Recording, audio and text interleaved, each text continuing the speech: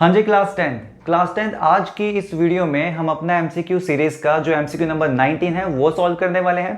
और ये एमसीक्यू भी प्रीवियस ईयर बोर्ड एग्जाम में आपसे पूछा गया था, तो जल्दी से सॉल्व करते हैं। तो एमसीक्यू क्या था वो देखते हैं।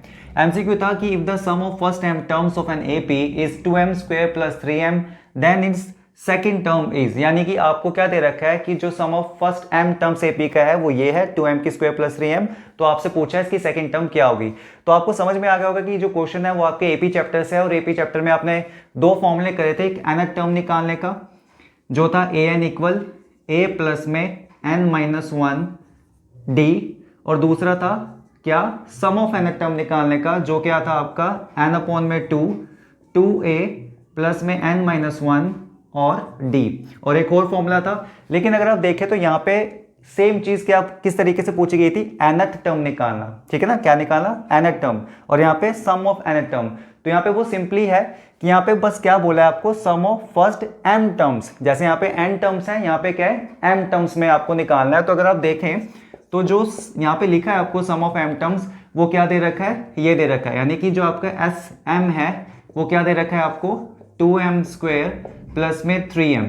अब आपको करना क्या है, अगर आप यहाँ पे m की वैल्यू पुट करते हैं, जैसे कि अगर आप m यहाँ पे 1 पुट करते हैं, ठीक है, तो देखते हैं आपका कौन सा आंसर आने वाला है। तो यहाँ पे s जो है वो आपका m की जगह 1 रखने पे क्या हो जाएगा 2, 1 की स्क्वायर प्लस में 3, यहाँ पे भी 1 आएगा, 2 का 2, 1 की स्क्वायर आपका 1 रहेगा, 3 1 द 3, तो 2 1 द 2 प्लस में 3 इक्वल टू 5। अब यहाँ पे आपका क्या आ गया, s1 आ गया। और याद रखना यहाँ पे जो S1 है यही हमारा A1 भी होता है, यानी कि फर्स्ट टर्म होती है। देखो कैसे, अगर मैं यहाँ पे आपको एक AP बना के दिखाऊं, और AP वो सिंपल सी लेते हैं 2 4 6 8 10 एंड सो ऑन, ठीक है। अब यहाँ पे अगर आप देखें, अगर मैं इसका क्या निकालूं, सम निकालूं, यानी कि सम ऑफ फर्स्ट टर्म निकालूं, तो सम ऑफ फर्स्ट टर्म में जो पहली टर्म है वही सम ऑफ फर्स्ट टर्म भी होगा, यानी कि 2, करेक्ट। लेकिन अगर मैं क्या करूं, अगर मैं सम ऑफ 2 टर्म्स निकालूं तो अब क्या होगा, जो आपका ये जो फर्स्ट टर्म है और ये सेकंड टर्म है ये प्लस हो जाएगी, और यहाँ पे जो दूसरा आने वाला है वो आपका क्या आने वाला है 6 आंसर आने वाला है। फिर उसके बाद जो आपका तीसरा आने वाला है ये हम ऐसे निकाल रहे हैं, ठीक है। जो आपका तीसरी टर्म होगी उसमें क्या होगा, ये भी अगर आप प्लस कर देंगे तो वो S3 हो जाएगा, यानी कि सम ऑफ 3 टर्म्स हो जाएंगी, और ये क्या हो जाएगा आपका, ये हो जाएगा आपका 12।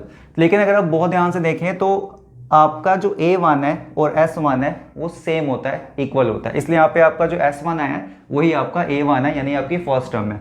अब निकालते हैं यहाँ पे m की जगह 2 पुट करके, तो अगर हम 2 पुट करेंगे तो यहाँ पे कितना आएगा 2 की स्क्वायर, फिर m की जगह फिर से 2 रखेंगे, तो 2 का 2 की स्क्वायर कितना हो जाएगा 4, और 3 टू द कितना हो जाएगा 6।